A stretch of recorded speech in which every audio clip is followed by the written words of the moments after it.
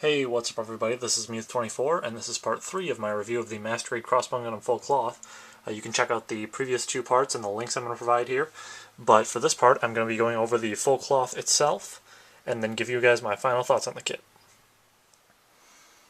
Now right off the bat you'll notice with the full cloth that there's some nice color variation.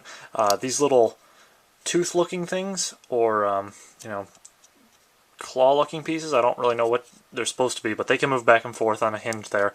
As far as all these little yellow vents go, most of them stay in place really well, although occasionally I do find that there's some of these where you just can pull it off real easy.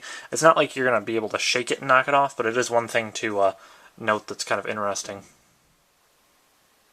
The shoulders are the central connecting point for pretty much everything on the full cloth, and to put that together you're going to have to take this little indent here on the shoulder piece and attach it to that bar that you used to put the skull around the hand, and you're just going to connect those together. Now this collar piece is going to go right over top of where the beam sabers are held in place, and that's just going to sit in there nice and snug. This piece, however, is going to go into this little peg there that's held on the side of the area where the core fighter is hidden inside of, and you've actually got two major pieces here. You've got the whole piece itself, and then this little piece right here, which I've got pegged into place. But if you pull this out, you'll notice it is incredibly small. I'm going to try and put it in my hand here a second just so you guys can see. But yeah, that's how big the piece is. And basically you're going to slide this piece in first, and then pop that over top of it to lock it into place. And just because of how much time it does take sometimes to fiddle with it to get in there, I'm going to do this off camera, but do know that that is probably the hardest part of getting the full cloth onto the Crossbone Gundam. Now I mentioned earlier in the review that these little white flaps on the top of the shoulders can flip up, and where they're going to go is the flaps themselves will go up into this little gap inside the skull piece, and then this rectangular peg piece will go down into the shoulder, and then you're going to take the different pieces of full cloth and peg them onto the holes on the front and the back there. With the full cloth completely attached, the Crossbone Gundam looks a lot more bulky and heavily defended, and you can put the decals on however you want, as I mentioned before, but overall it looks pretty nice, although admittedly it does hinder the poseability quite a bit. I mean, if you want to swing these pieces up, you can get his arm out a little bit, but as far as moving back and forth goes, it's not going to be all that great because you're going to hit the X pieces on the back of the core fighter here, and the legs overall are going to be a little bit hindered because of the fact that the full cloth comes down so far. So, can I recommend the Master Grade Crossbone Gundam Full Cloth? Well, one thing you should keep in mind as probably the biggest determining factor in whether you want to get this kit or not is whether you like the design of the mobile suit.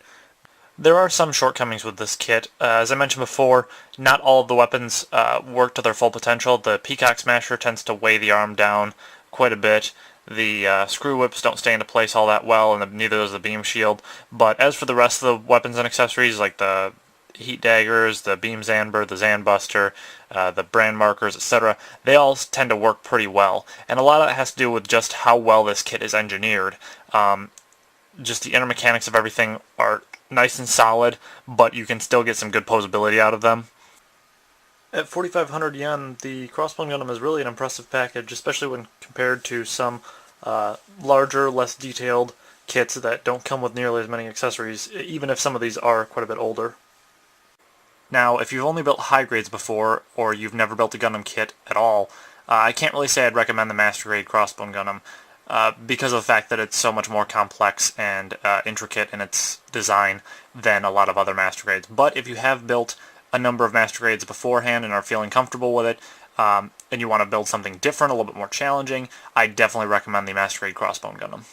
Because while I'd still say that the Master Grade Turn A Gundam is probably the best of any lead Gundam from a main series, I'd have to say that the Crossbone Gundam is probably my single favorite Master Grade that I've built thus far, and is one of my favorite Gundam kits of all time.